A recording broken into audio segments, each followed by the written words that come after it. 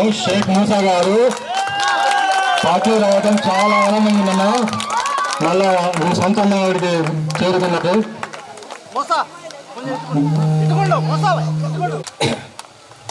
మరి ఈరోజు బీజేపీలో ఏం మాట్లాడుతున్నారు? మొన్న హైదరాబాద్లో అమిత్ షా ఏం మాట్లాడుతున్నారు? మేము వస్తే మీరు గెలిపించండి, బీజేపీని గెలిపించండి, మేము 4% రిజర్వేషన్ తీసేస్తారంట ముస్లిమ్స్కి.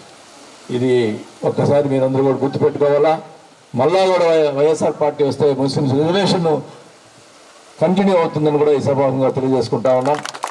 ఈరోజు ముస్లిం సోదరులు సోదరిమణులు డాక్టర్లు ఇంజనీర్లు అవుతున్నారంటే అది రిజర్వేషన్ వల్లే రూపాయి ఖర్చు లేకుండా ఈరోజు డాక్టర్లు అవుతా ఉన్నారు.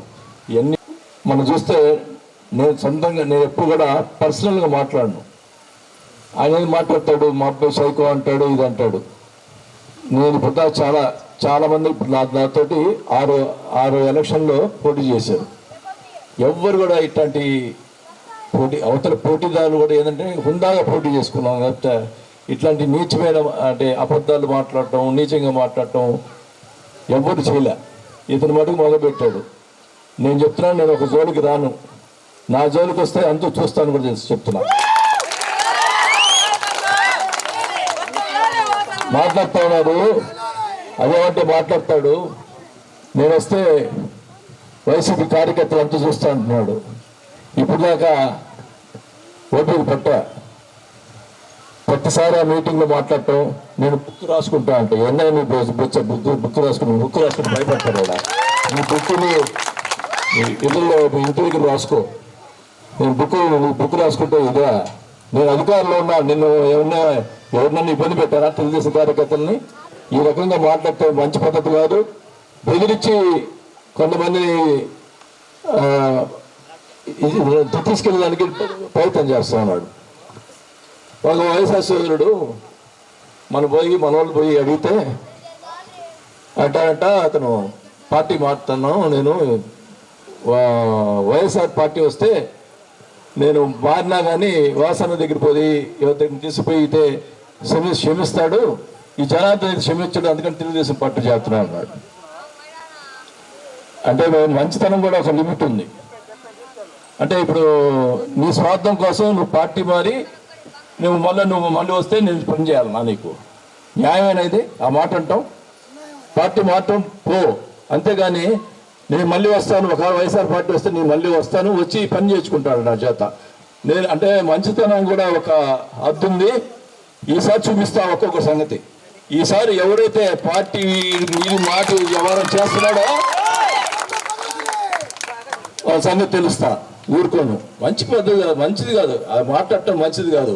ఏదో అనుకుంటా ఉన్నారు, ఏదో మంచి చేస్తున్నాం, మంచిగా పోదాం. ఒక పార్టీ రహితం కాకుండా అందరూ కూడా ఇళ్ల పట్టాలు కానీ పెన్షన్లు కానీ పార్టీలు చూడకుండా ఇస్తున్నాం.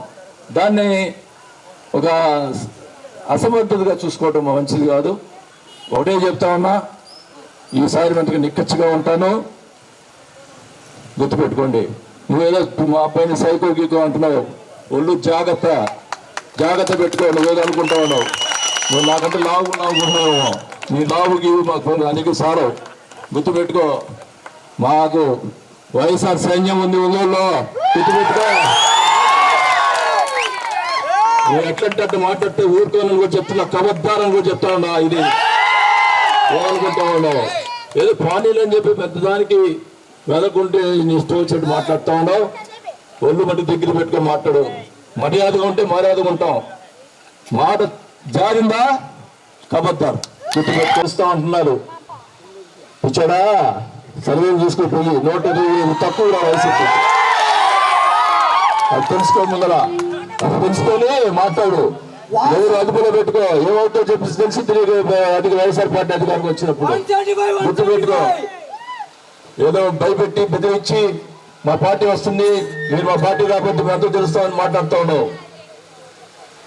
నీకు ఫ్రస్ట్రేషన్ ఎక్కువైపోయింది పాపం. నీ ఫ్రస్ట్రేషన్ ఆపుకో, మంచిగా మాట్లాడు, పద్ధతిగా అందరినీ మాట్లాడుకో, పద్ధతిగా చేసుకో, ఎలక్షన్ పద్ధతిగా చేయి. దాడి తప్పిందా? నేను దాడి తప్పానంటే అది ఎక్కడికో పోతుంది, గుర్తుపెట్టుకో. మరిన్ని వీడియోస్ కోసం ఛానల్ ని సబ్స్క్రైబ్ చేయండి, లేటెస్ట్ అప్డేట్స్ కోసం వాట్సాప్ ఛానల్ ని ఫాలో చేయండి అండ్ లింక్ డిస్క్రిప్షన్ లో ఉంది.